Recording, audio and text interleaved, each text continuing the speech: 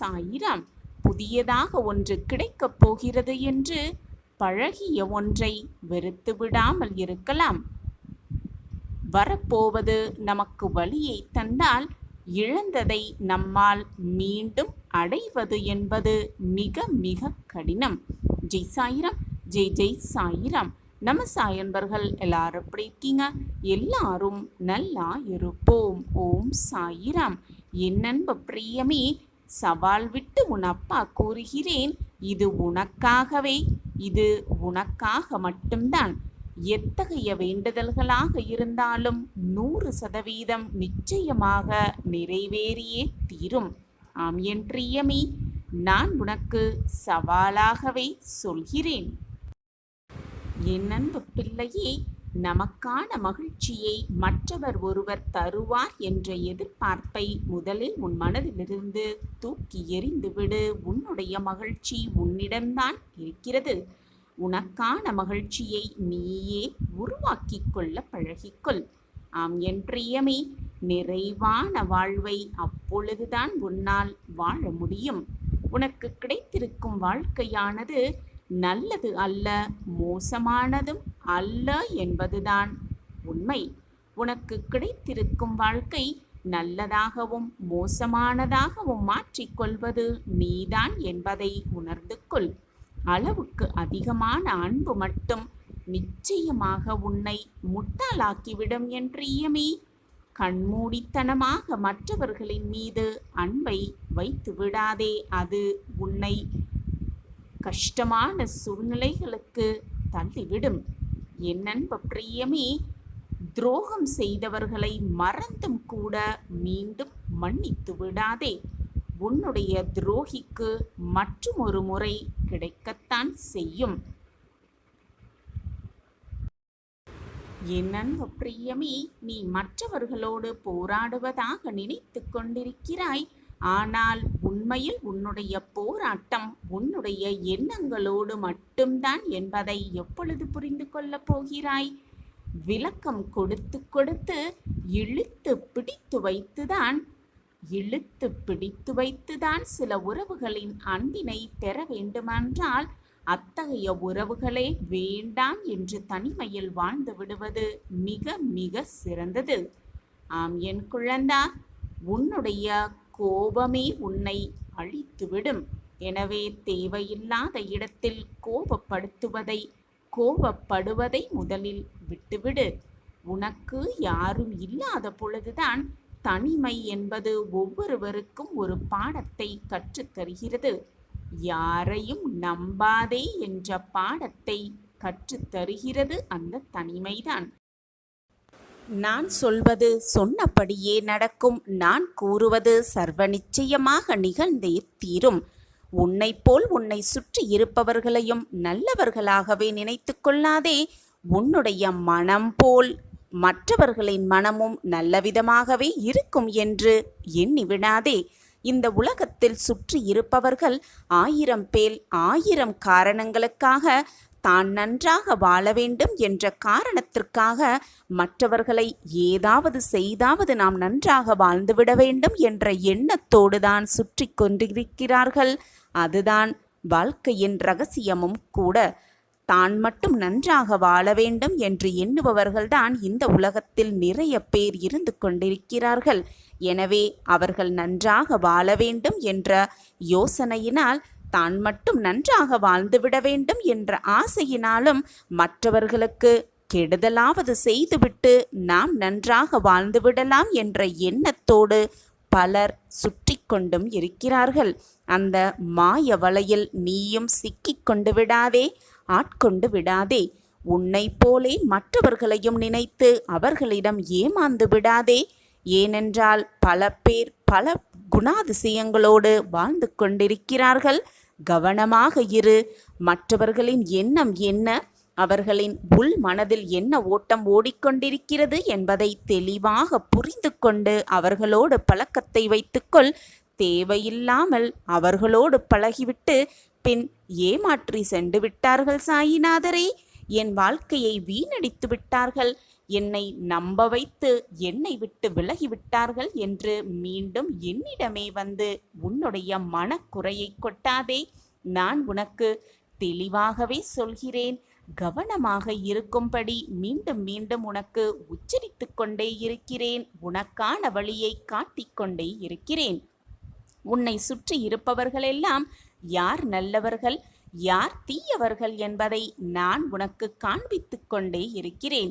உனக்கு வரும் கஷ்டத்தை பொறுத்து யாரால் கஷ்டம் வருகிறது என்பதை, எதனால் வருகிறது என்பதை உனக்கு நான் தெளிவாக உணர்த்தி கொண்டே இருக்கிறேன். ஆனால் உன் மனம்தான் அதை ஏற்க மறுக்கிறது. உன் சாயப்பாவை முழுமையாக நம்புகிறாய் அல்லவா?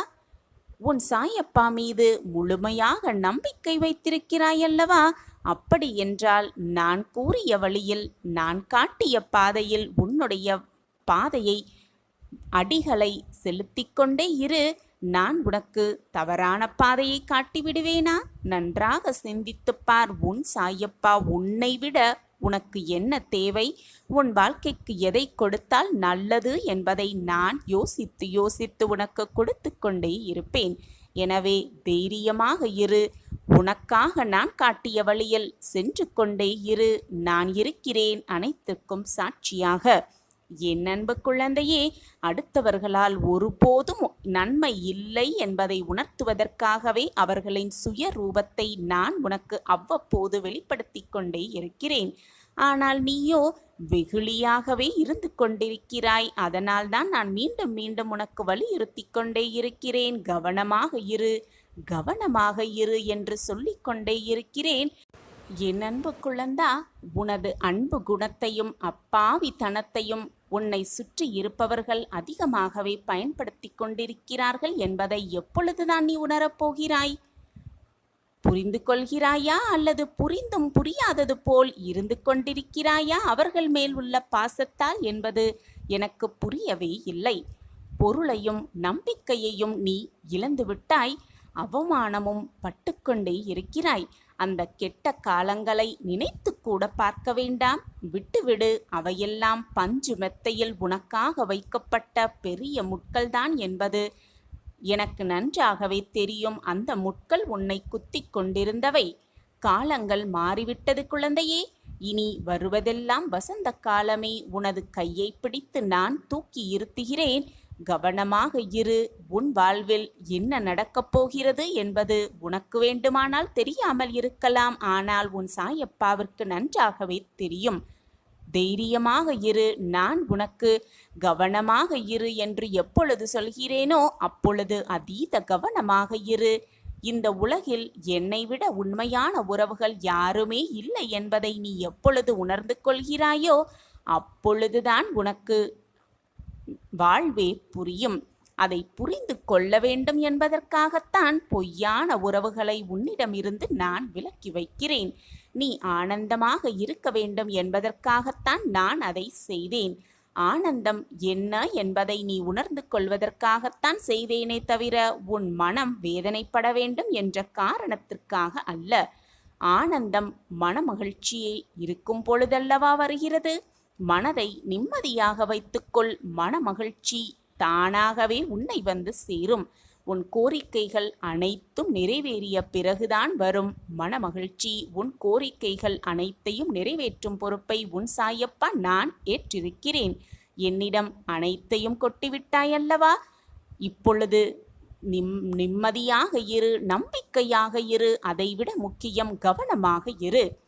உனது கோரிக்கைகள் அனைத்தையும் நான் நிறைவேற்றி உன்னை ஆனந்தமாக வைத்துக்கொள்ளவே முயன்று கொண்டிருக்கிறேன். கவலைகளை மறந்து நிம்மதியாக இரு.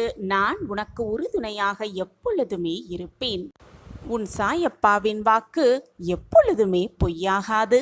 நான் இருக்கிறேன். சர்வ நிச்சயமாக உனக்காக படைக்கப்பட்டது எல்லாமே உன்னிடம் வந்து சேரும்படி நான் சேர்த்து வைப்பேன். பிள்ளையே, உன்னுடைய வேண்டுதலை நிறைவேற்ற வேண்டுமென்றால் அதற்கு பல விஷயங்களை மாற்ற வேண்டியதாகி உள்ளது. ஆனால் அதை நானே முன்னின்று செய்ய வேண்டும்.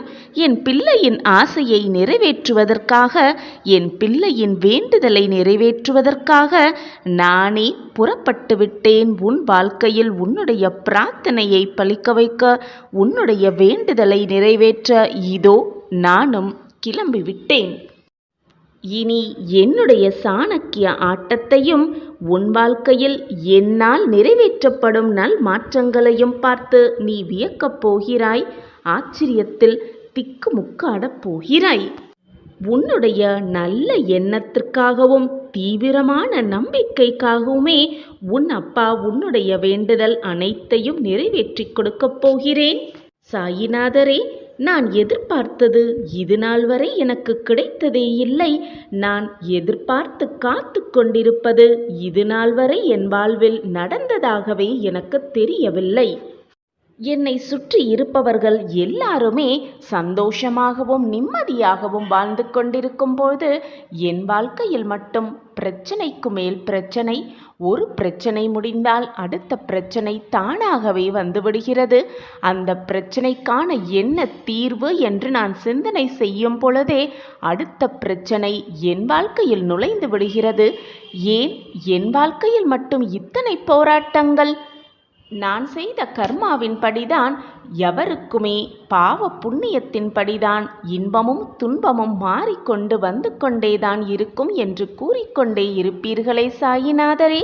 அப்படியென்றால் நான் புண்ணிய காரியம் எதுவுமே செய்யவில்லையா? அதனால்தான் போராட்டத்தை மட்டுமே நான் ஏற்றுக்கொண்டிருக்கிறேனா என்று நீ கேட்கும் கேள்வி எனக்கு புரியாமல் இல்லை என் பிள்ளையே. உன் வாழ்க்கையை நன்றாக யோசித்துப்பார். சற்று உன் வாழ்க்கையின் பிற்காலத்தை சிந்தித்துப்பார். எவ்வளவு பெரிய போராட்டமாக இருந்தாலும் நிச்சயமாக அதற்கும் ஒரு தீர்வு இருக்கும். தீர்வே இல்லாத பிரச்சனையை இறைவன் உருவாக்குவதே இல்லை. மனிதன் எப்படி சாவியே இல்லாத பூட்டை உருவாக்குவதில்லையோ அதே போல தீர்வே இல்லாத பிரச்சனையும் தீர்வே இல்லாத போராட்டங்களையும் இறைவன் உருவாக்குவதே இல்லை. பிரச்சனை என்று ஒன்று வந்தால் தீர்வு என்று ஒன்று நிச்சயமாக இருக்கும். அதுதான் உலக நியதியும் கூட. அப்படி இருக்கும் பொழுது உன் வாழ்க்கையில் மட்டும் தீர்க்கவே முடியாத பிரச்சனை என்று ஏதாவது இருக்க முடியுமா? நீ கண்டெடுத்த பொக்கிஷம். உன் வாழ்க்கையில் அப்படி நிரந்தரமே இல்லாத தீர்வே இல்லாத பிரச்சனையை பார்த்து கொண்டு உன் சாயப்பா அப்படியே இருந்து விடுவேன் என்று நீ நினைக்கிறாயா? உன் வாழ்க்கையில் எவ்வளவு மகிழ்ச்சி, எவ்வளவு சந்தோஷத்தை அனுபவித்திருக்கிறாய் என்பது நீ வேண்டுமானால் மறந்திருக்கலாம். ஆனால் உன் சாயப்பா அதை எப்பொழுதும் மறக்கவே மாட்டேன். எவ்வளவு சந்தோஷத்தையும் எவ்வளவு இன்பத்தையும் நீ அனுபவித்திருந்தாய். ஏதோ நீ செய்த பாவத்தால் தான் இப்பொழுது இந்த கஷ்டத்தை அனுபவித்து கொண்டிருக்கிறாய். ஆனால் உன் வாழ்க்கையில் நடக்கும் இந்த சூழ்நிலைகளால் நீ மனம் வெதும்பி குழம்பி போய் என் வாழ்க்கையில் சந்தோஷம் நிம்மதி என்ற சொல்லிற்கே இடமில்லை என்று தவறாக புரிந்து கொண்டு நீயும் குழம்பிக் கொண்டு உன்னை சுற்றி இருப்பவர்களையும் குழப்பத்திற்கு ஆளாக்கி கொண்டிருக்கிறாய். இதை நன்றாக புரிந்து கொள். வாழ்க்கை என்றாலே இன்பமும் துன்பமும் மாறி மாறி வருவதுதான் வாழ்க்கை. யாரிடமும் இன்பம் மட்டுமே நிரந்தரமாக இருந்துவிடவும் முடியாது. துன்பம் மட்டுமே நிலையாக எவரிடமும் இருந்துவிடவும் முடியாது. இதுதான் உலக நியதி. அப்படி இருக்கும் பொழுது நீ மட்டும் என்ன விதிவிலக்கா? பெரும் மகிழ்ச்சியின் உன் வாழ்க்கையில் நீ துள்ளி குதிக்கத்தான் போகிறாய். நீ விரும்பியதையெல்லாம் அடைந்தே தீருவாய். தேடி வந்த அதிர்ஷ்டம் உனக்காகவே உன்னை நோக்கி வந்து கொண்டே இருக்கிறது. என்னை முழுமையாக சரணடைந்து விட்டாய் அல்லவா? அது உன்னிடம் சேருவதை நான் நிச்சயமாக நிறைவேற்றி காட்டுவேன். உன் வாழ்வில் ஒரு அதிசயத்தை நிகழ்த்தி காட்டுவேன்.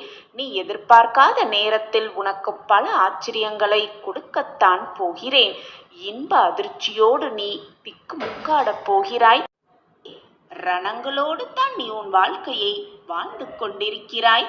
அது எனக்கு மிக நன்றாகவே தெரியும். நடைப்பிணமாக வாழ்வது போலத்தான் உன் வாழ்க்கையை நீ வாழ்ந்து கொண்டிருக்கிறாய் என்பதும் எனக்கு மிக நன்றாகவே தெரியும். ஆனால் அந்த ரணங்கள், உன் மனதை அழுத்தும் அந்த ரணங்கள் அப்படியே இருந்துவிடும் என்று நீ நினைக்கிறாயா? அனைத்தையும் நான் பார்த்து கொண்டுதான் இருக்கிறேன்.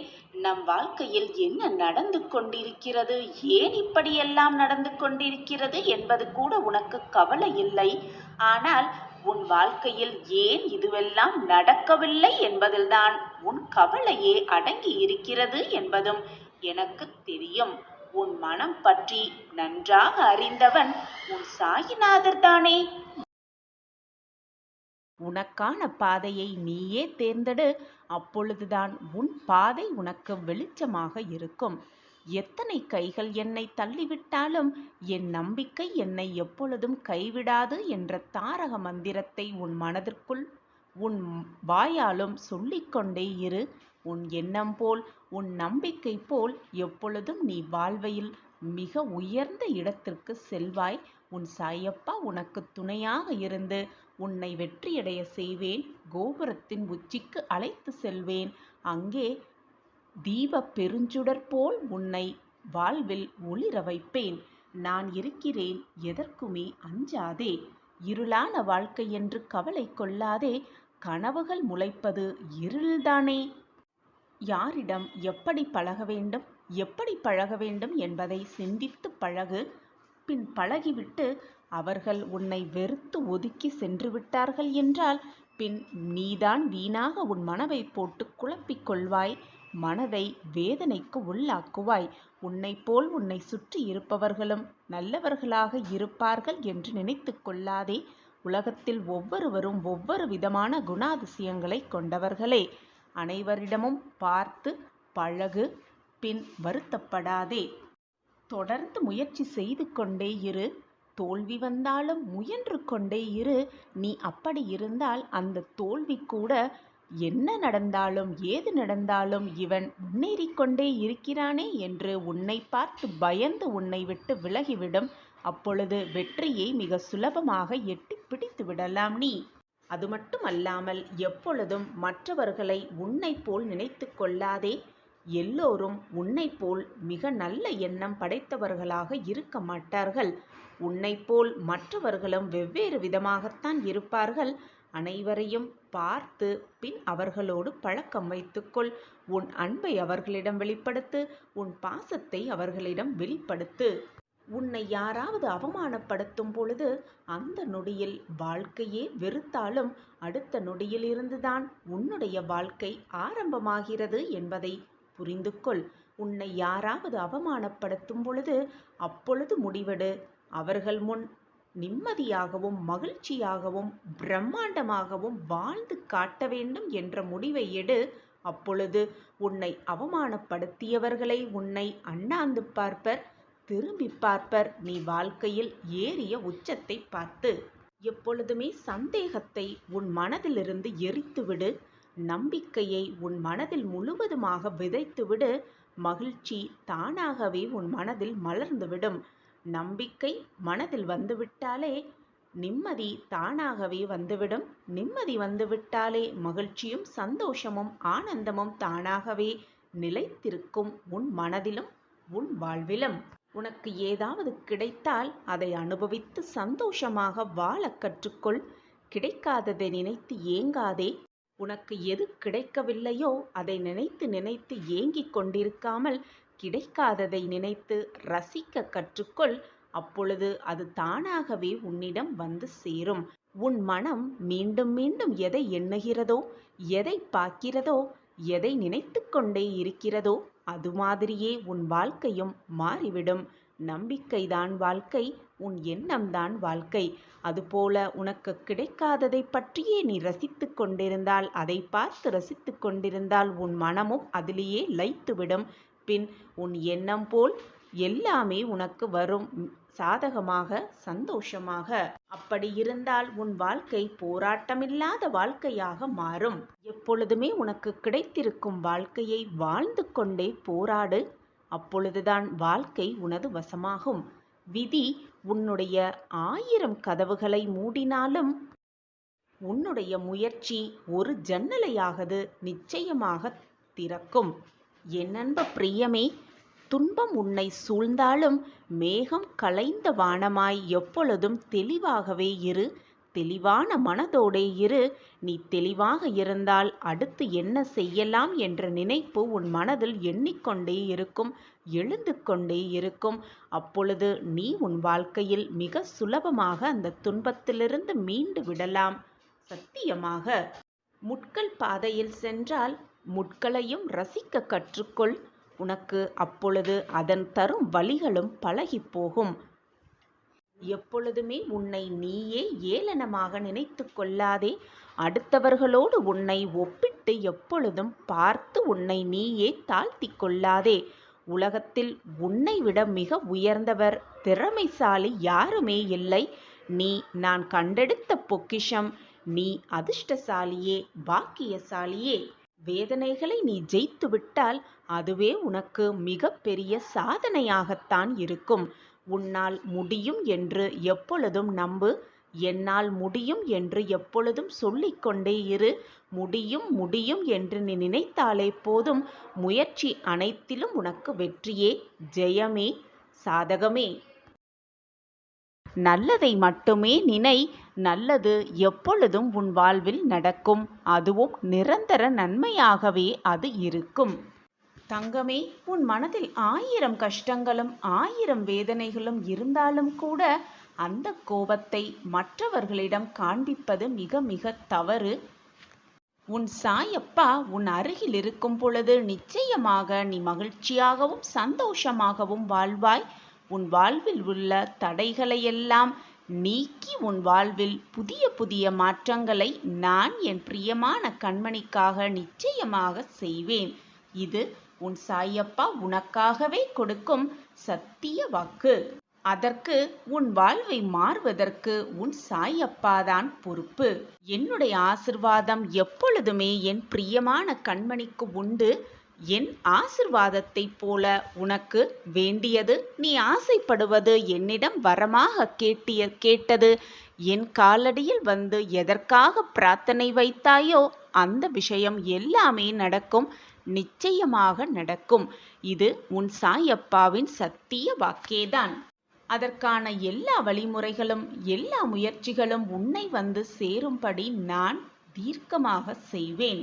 நானே துணை நின்று உன்னையும் உன் வாழ்வையும் உன் குடும்பத்தாரையும் காப்பேன், காத்து வழி நடத்துவேன். எனக்கு மட்டும் ஏன் இந்த கஷ்டம்? என் வாழ்க்கையில் மட்டும் ஏன் இவ்வளவு பிரச்சனைகள் சூழ்ந்து கொண்டிருக்கிறது? இரவு முழுவதும் தூக்கம் இல்லாமல் அழுது புலம்பிக் கொண்டே இருக்கிறேனே. எத்தனை காலம்தான் இந்த துன்பத்தோடும் துயரத்தோடும் நான் போராடி கொண்டே இருக்க வேண்டும்? இதற்கு ஒரு முடிவே இல்லையா? இதற்கு ஒரு விடிவு காலமே இல்லையா என்ற ஆதங்கத்தோடு நீ என்மேல் கோபமும் படுகிறாய்.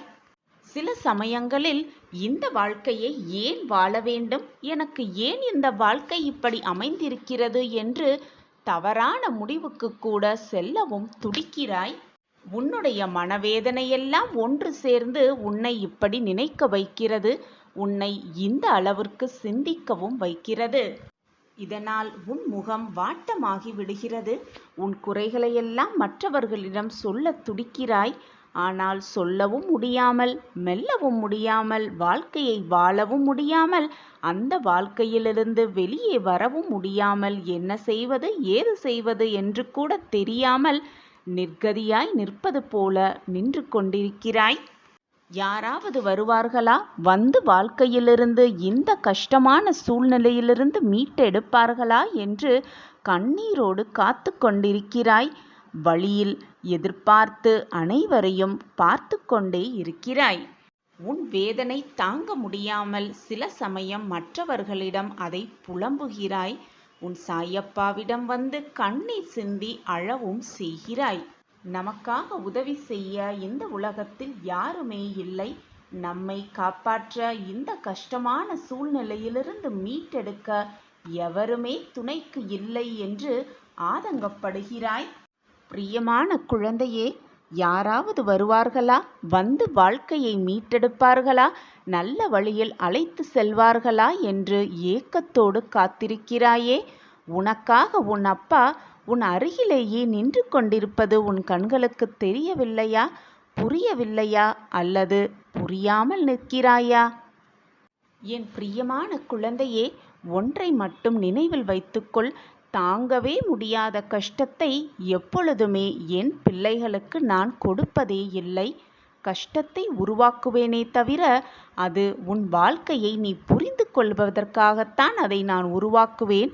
அப்படியில்லாமல் நீ வாழ்க்கையே வெறுப்பதற்காக அந்த போராட்டம் உனக்கு உன் அருகில் வரவே வராது.